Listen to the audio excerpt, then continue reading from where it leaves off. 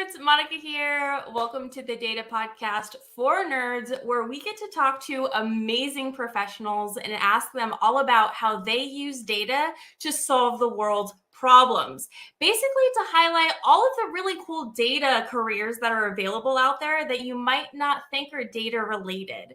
And also, we always include some fun bits because we're all nerds here and we love to have fun. So today with us, we have Nirmal Budhathoki. How are you, Nirmal? I'm doing great. Thank you for having me today. Um, yeah, I'm excited for this conversation. Absolutely. Glad to have you here. Thank you. So, we typically start off our episodes by understanding origin stories. So, if you could tell us a little bit about your background and how you got to where you are today in your career. Yeah, thank you.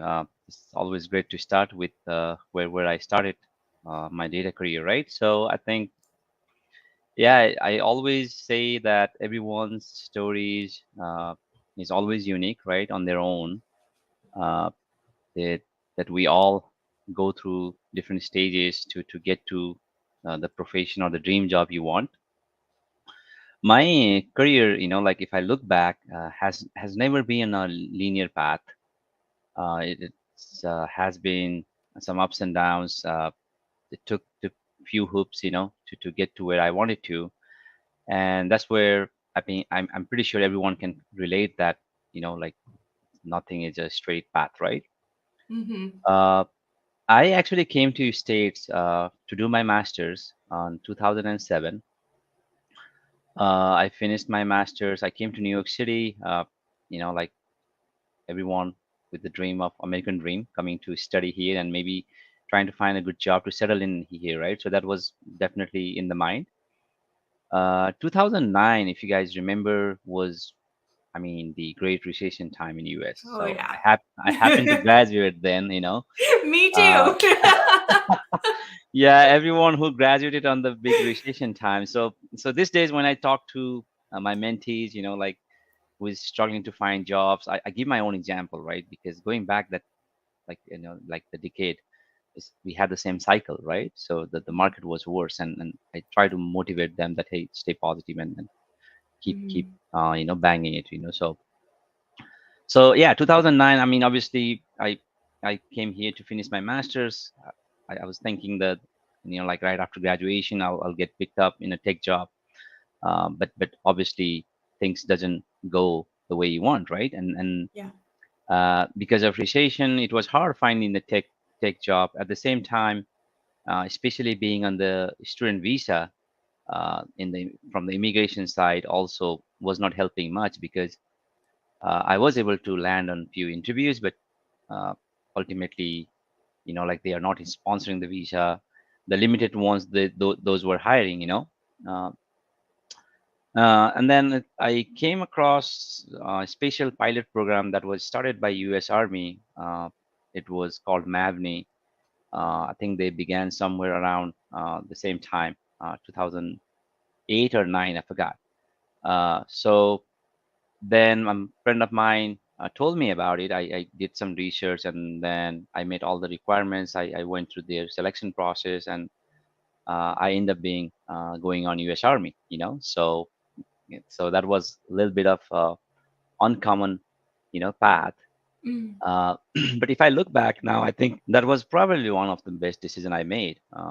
So I learned a lot. I went in as a different person and came out as a different person.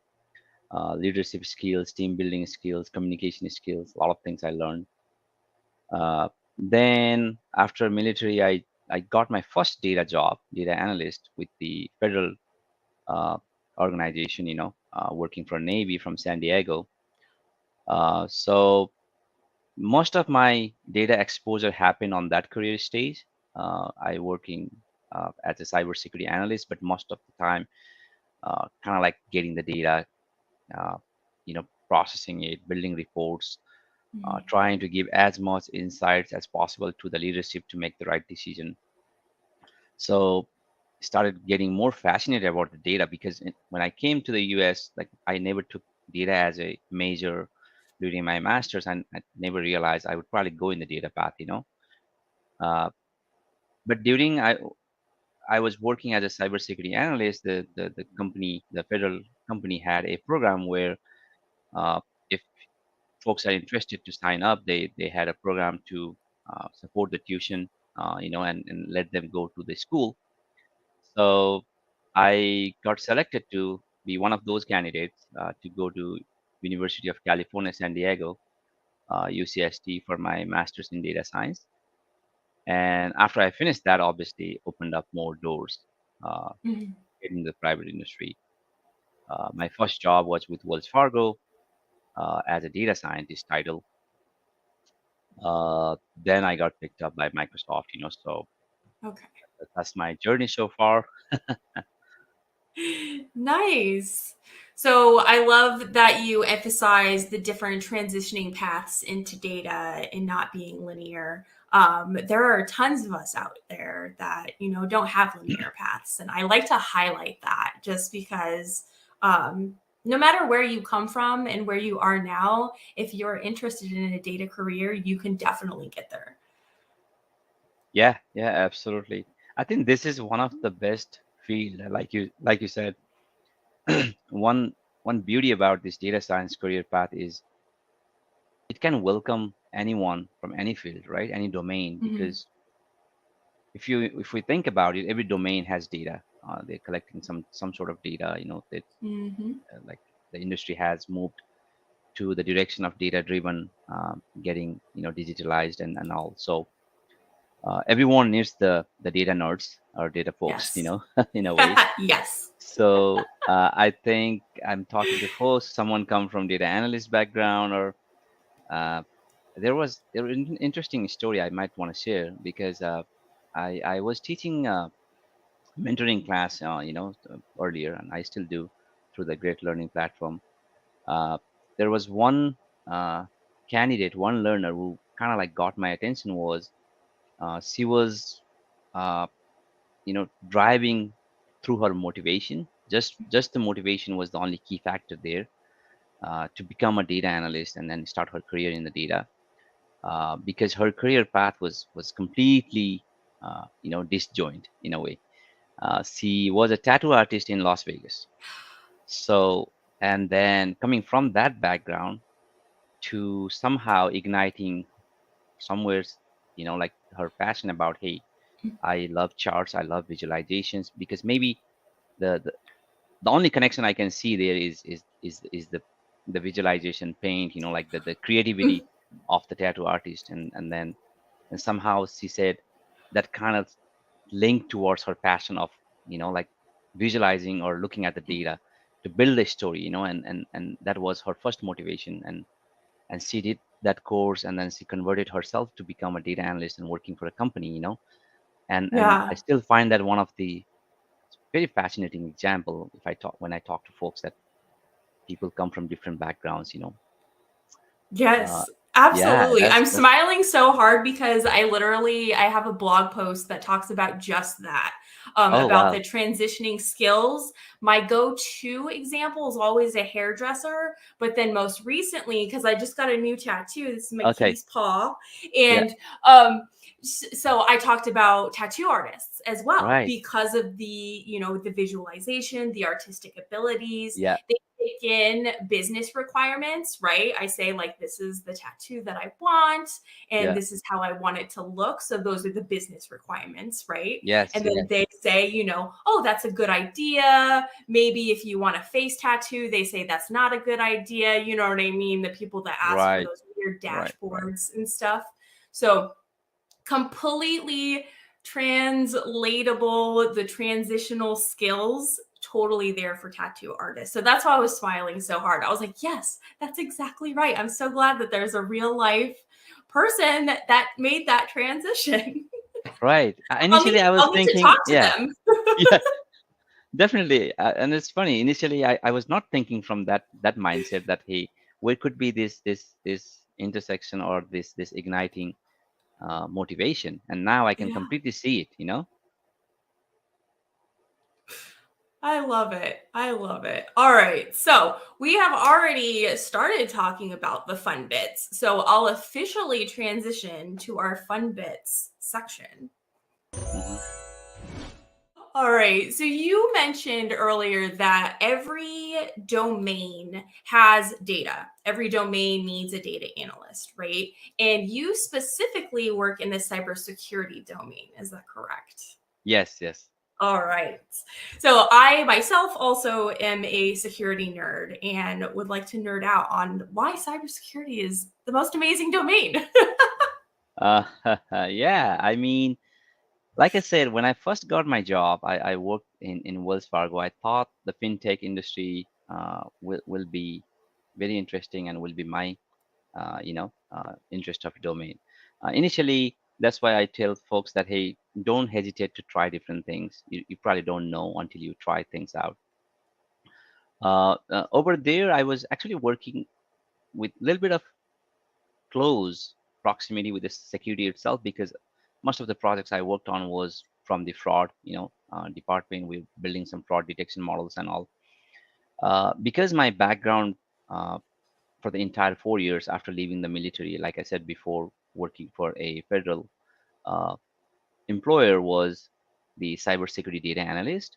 I had built up that domain, and somehow when I was in fintech industry, I kind of realized that for a successful data scientist, or data nerd, whichever title they have, uh, it's always the data is not just numbers. The data is, it has to tie with some sort of metadata. It has to tie with some sort of data dictionary, and to understand and break that down, so you need to have that domain expertise somehow.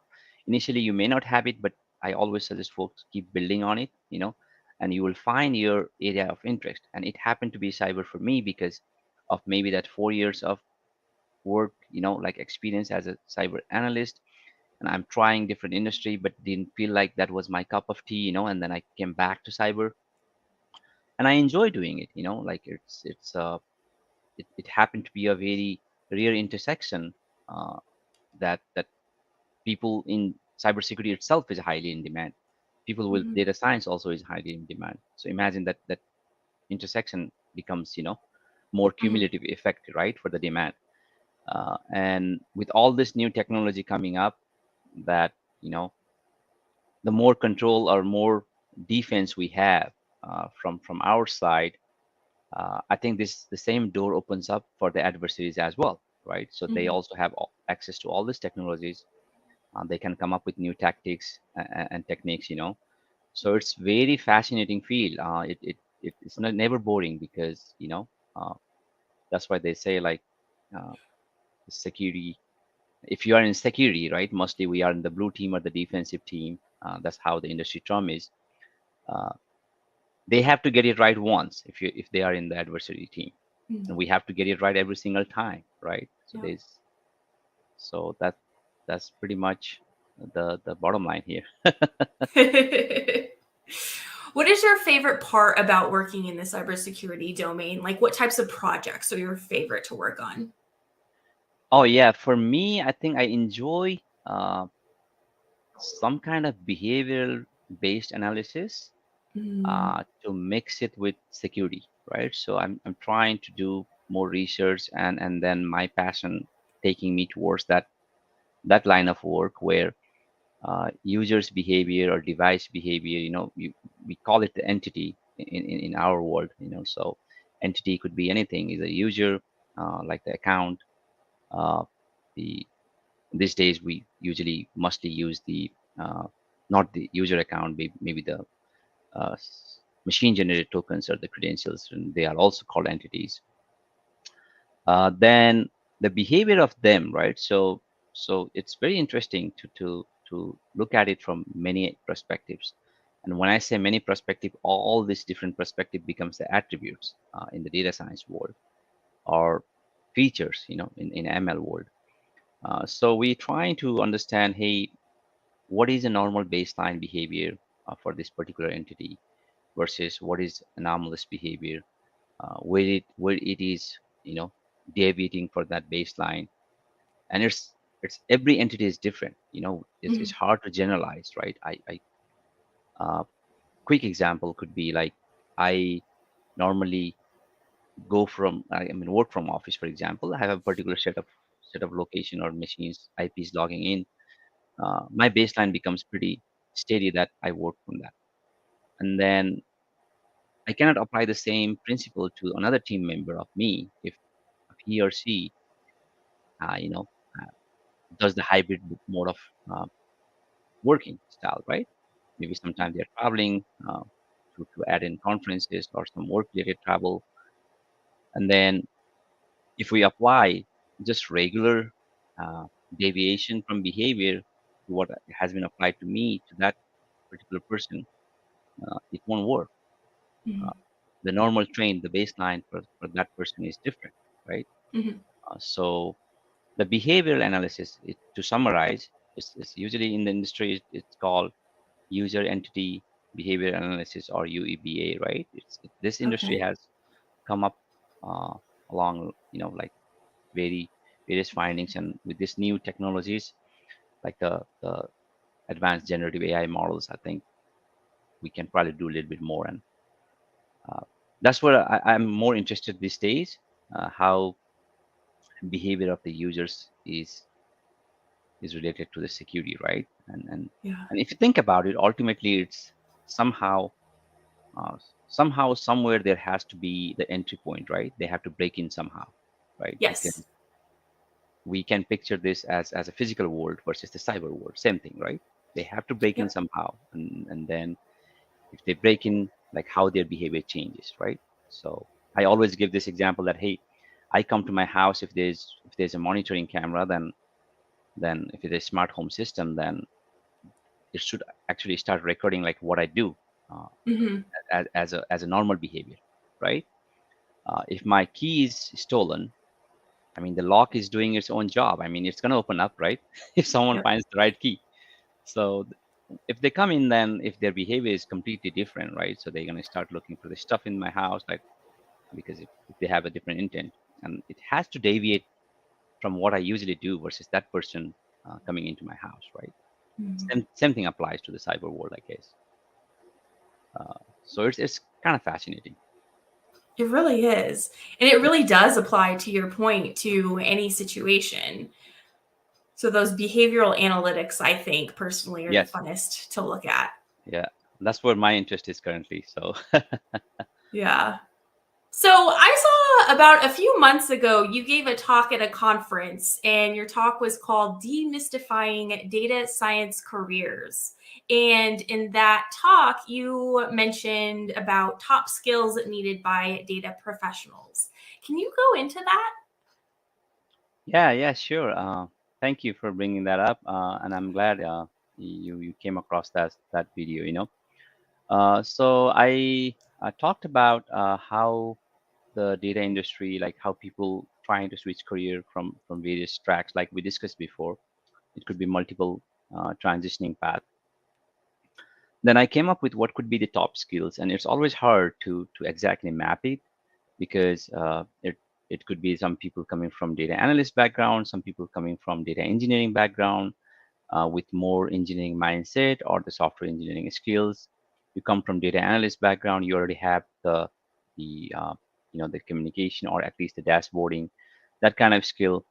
But what could be some of the general or the common ones was the idea that I was kind of like trying to pitch in there, because uh, it can be sometimes mind-boggling, like, hey, so many tools is coming out, so many skills are required, but is there any top high ranked ones? So for me, in my experience, I feel like Python and SQL, and some one at least visualization tool.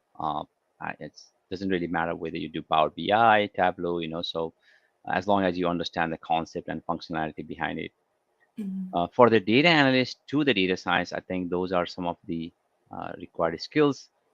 Data science itself, I like to visualize it as two different verticals. One is like analytical side, one is the core ML side. So these skills that I was talking earlier is for the analytics side. The job titles are data scientist, product analytics, data scientists, business analytics, so they try to focus to mostly to the product side, uh, and then less heavy on the machine learning side, but they are more heavy on the hypothesis testing, building the experiment, A/B testing, those kind of nature. Uh, if you come to the core ML side, then you just have to add to the SQL and Python that I was saying. You just have to add a few more things like the ML framework, right? More from the statistical modeling side. So as long as you add those, then you are pretty much qualified to choose your both tracks depending on your interest. Some people like to stay more towards the product analytics track. Some people like to stay towards core ML track. Uh, Either one is fine. But I think, yeah. So to summarize, I think I would probably say Python, SQL. If you are dealing with the big data like we are in our domain, most of the domains these days deal with big data. So Spark, the Python version usually easy to pick up. It's PySpark. Then visualization tool, like I mentioned, and then the ML framework, right? So those should be my top five. And because data people sit in between the business and engineering, I also focus on the business skills like communication skills, uh, the like storytelling skills. Those are also important. So you mentioned that people should get familiar with a visualization tool, and you said it doesn't matter which I completely agree.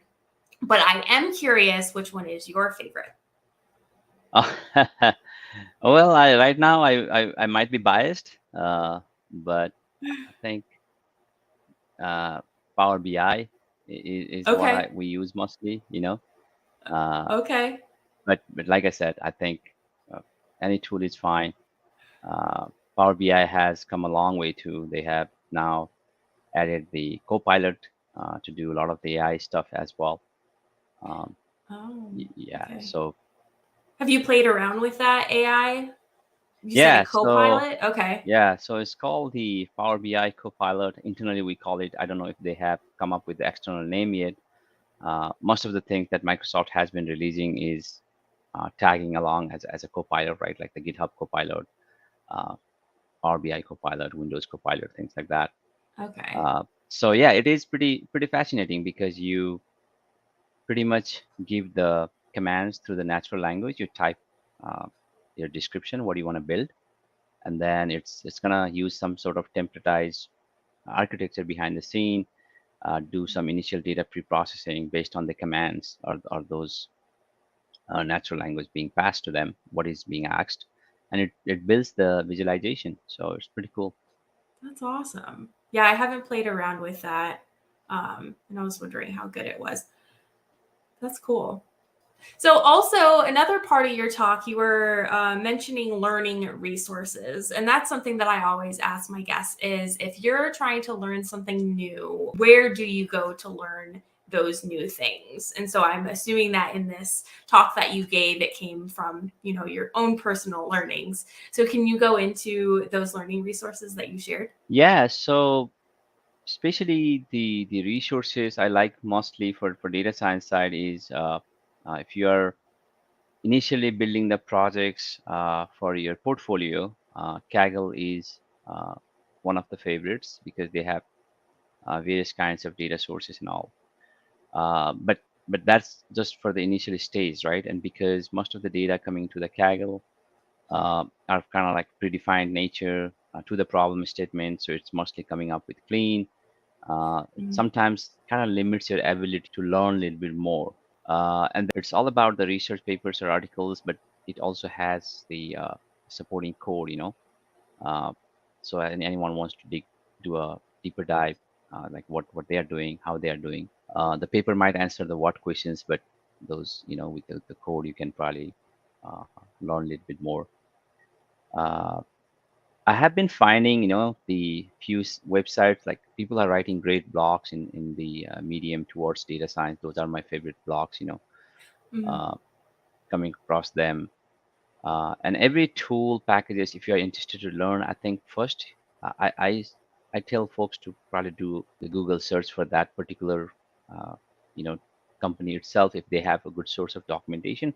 For the most part, some of those tools coming up, they have great source of documentation and they are always uh, the ground truth, Mhm. because I was recently I'm trying to learn the LangChain, the new thing that's coming up, how to Yes. interact with the language models, and they have done amazingly good in documentation, right? So it's very easy Mm. to go in their documentation, understand everything from there, and then maybe someone already have implemented a piece of code. If you're trying to do something uh, and it makes sense, you can try to tie those two things together, right? Always the ground truth, like this, the whoever is the owner or builder of that tool, have they released some sort of documentation, right?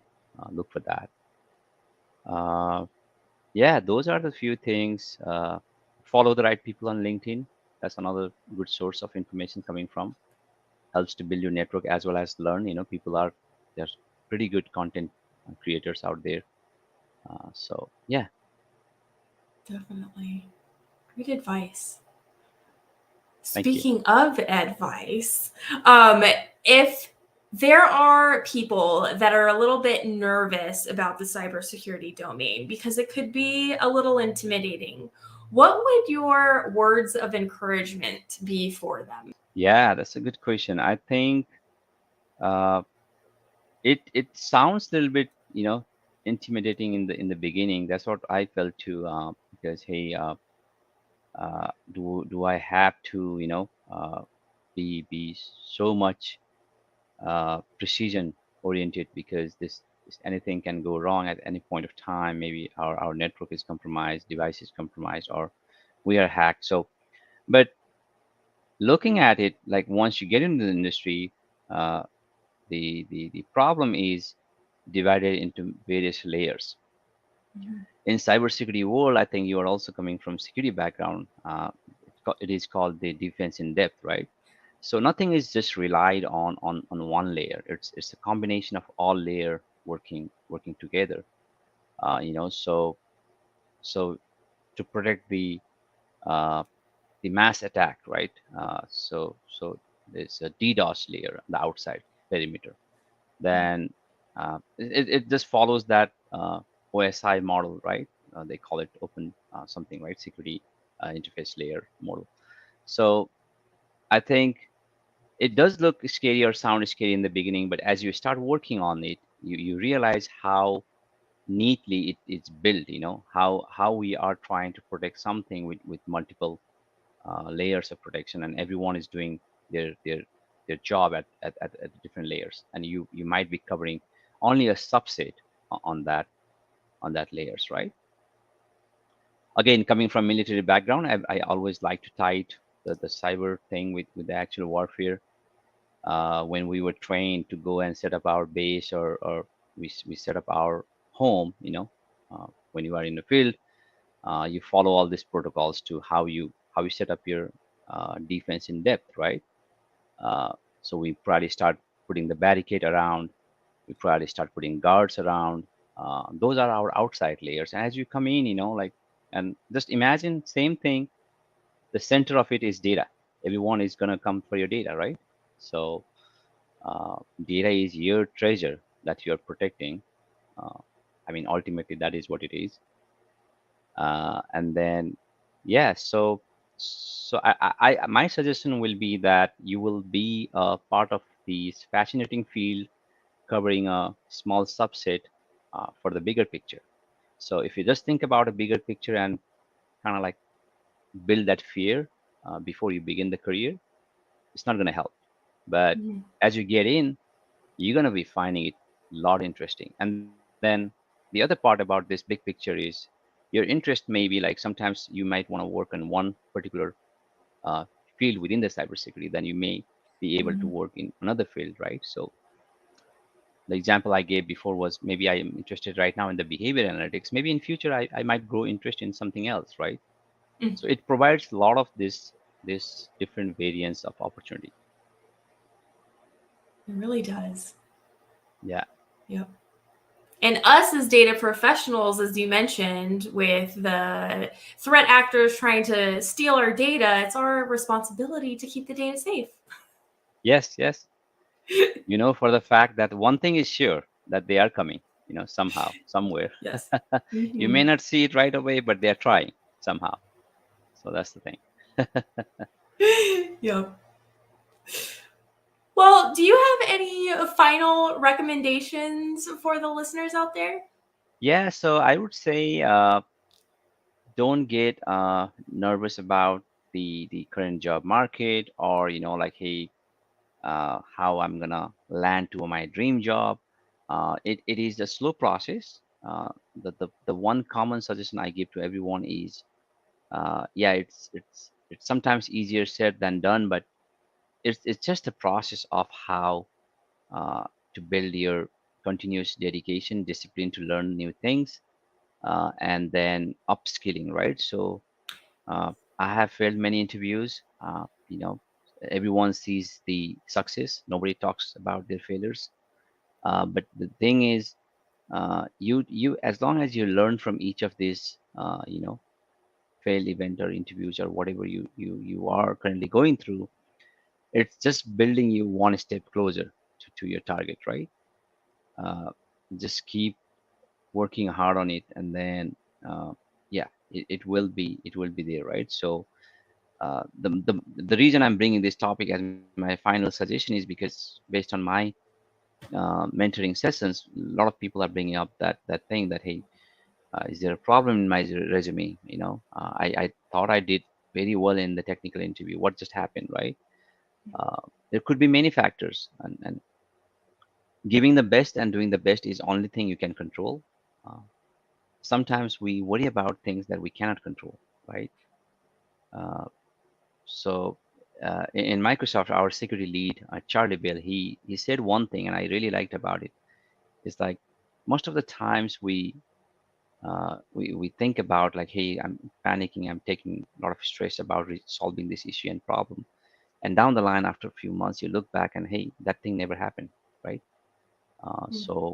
So that is always keep in mind, right? So things that is out of your hand is okay, right? Yeah, Everyone has gone through the same process, and it is the right time for the right thing to happen. So absolutely. Absolutely. Well, Nirmal, thank you so much for coming on the show and sharing your knowledge with the listeners. If they have any further questions, where can they find and or follow you? yeah, so the LinkedIn is the go-to for Okay. me. I use that to share my learnings, whatever I'm coming across. I'm fairly active. I try to share as much as I could to help in the career. Most of my content is around data science or data analytics. So yeah, I would say you can find me on LinkedIn, connect me, and then there's further questions in my profile. There's a link to book the session. It could be any informal chat. You wanna have your resume reviewed quickly. You have some questions about your career, ongoing career path. Anything. I'm more than happy to help. Uh, I've done a lot of sessions, and the only motivation I get is to hearing back the positive feedbacks from the folks. So I'll be happy to connect with anyone if interested. Awesome. Well, thank you so very much again for being on the show with us. Thank you for having me. My pleasure, and I hope that this conversation has sparked some of the learnings for the folks. Especially you want to choose your career around the cybersecurity or even in general in data analytics field. So uh, yeah, thanks again for having me, and it was fun. Absolutely. And as always, folks, happy learning.